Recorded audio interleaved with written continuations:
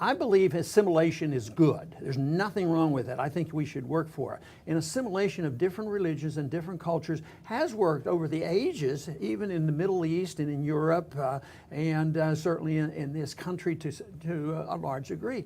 But the assimilation has to be based not on force and conditions that are artificially created by the government. It can't be, in a welfare state where we promise, benefits for people to come. We can't contribute to bad philosophies and bad conditions by interjecting ourselves into foreign lands in the Middle East, creating wars that create these immigrants and migrants to leave. Think about someone like Kerry. He married into the Heinz fortune. He's an extraordinarily wealthy man. He lives in a bubble.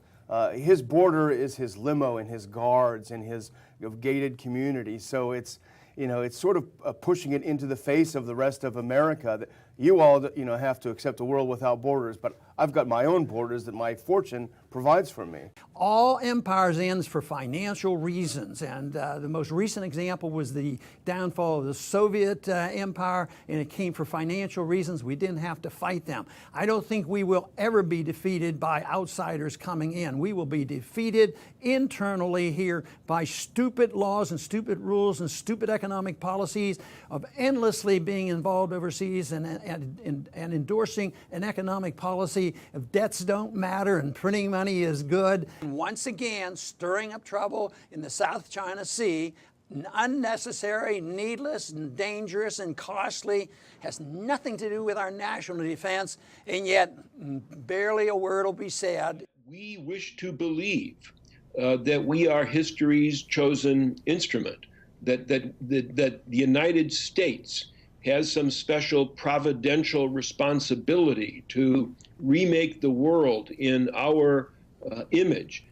This is a deeply pernicious notion in my view, but it's one that is constantly reiterated by politicians, by newspaper columnists, by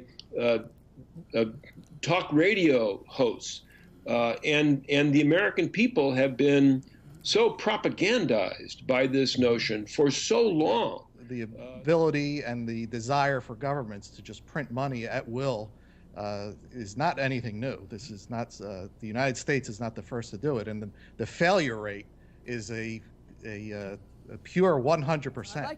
I'd like to put up a chart that demonstrates this to a bit. On here, this shows how much federal outlays per capita in the last several decades, back to 1945. But take a look in the middle there on Reagan and also under George W. Bush. That is where you see the most significant increase in the amount of spending per capita. And Obama, it's actually down. Who would have believed it? Who would have believed it was flat under Clinton? So it's just a myth, a total myth, that Republicans are conservatives and liberals are the big spenders. I think they're all the same.